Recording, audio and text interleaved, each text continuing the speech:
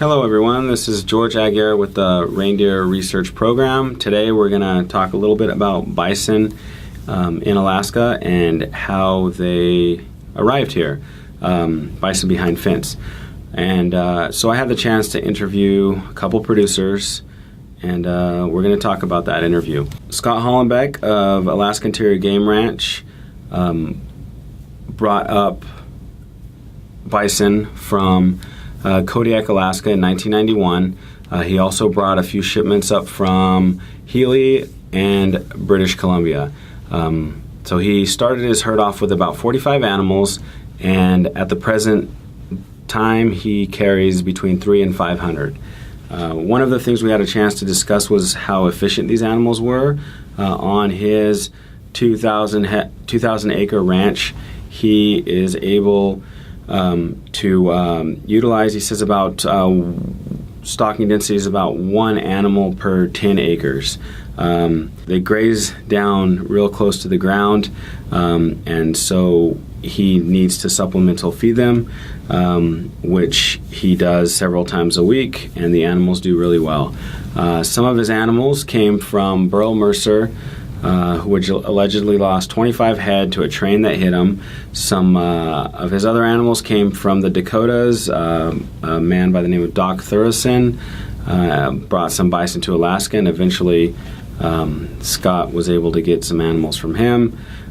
He told a very interesting story about importing wood bison from the Yukon Territory.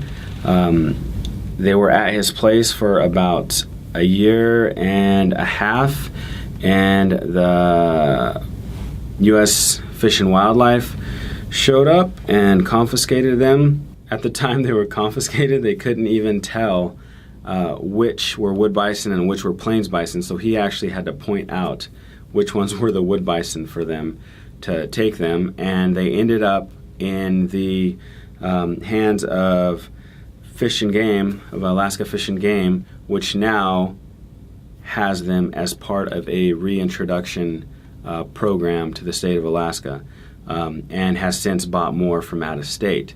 So what Scott shared with me was that he wasn't aware that there is a permit required to get wood bison. It is possible, but in acquiring that permit, you need to at some point have plans to release them back in the wild. So that is how Alaska has this reintroduction program. So that was an interesting conversation.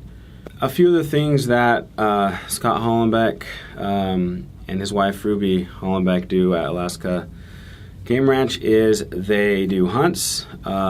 People pay money. They come from all over the country, world, and they stay there. They get fed, and they go out and get an animal. They just purchase an animal on the hoof or live, and take it to utilize for the meat usually.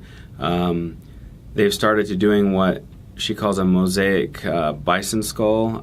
If you see on the slide there, they're decorated bison skulls with different types of recycled glass, and they sell hides as well. The other bison owner that I had a chance to talk with was Jerry Marlow. He no longer has bison, but told me the story of when he did. He bought out Burl Mercer of Healy, who came up with the last producer, 20 cows, 2 bulls, and 8 calves. He sold some to Soldotna. He sold some to the Chena Hot Springs and Fort St. Collins. And the story behind him getting these animals was pretty interesting.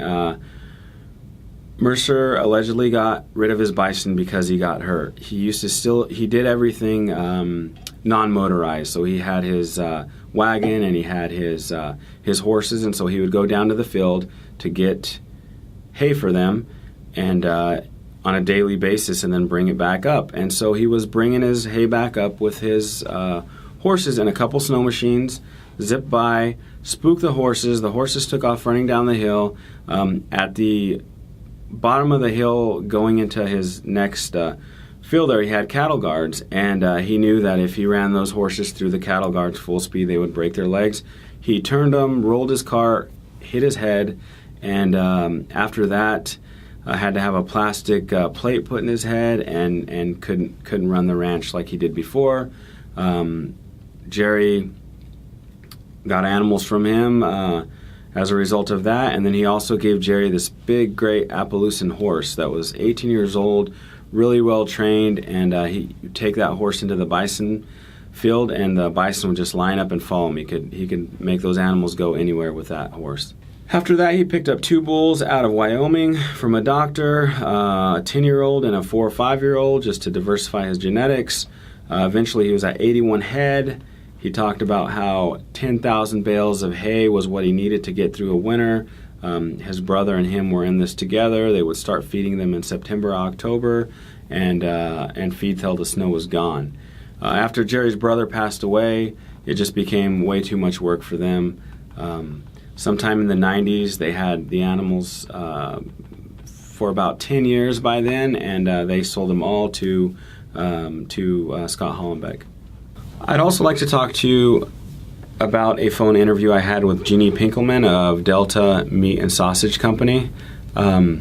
They raise Galloway Angus crosses, and the story behind them getting up to Delta starts with her parents, Doug and Kathy McCollum. They came to Alaska in 1968 from Montana. After arriving in Delta Junction, they purchased a 320-acre parcel of land, and Doug was in the concrete business for about 35 years, and eventually sold the established business and went back to agriculture. So he was looking into what type of cattle to get into, and he came across the Galloway.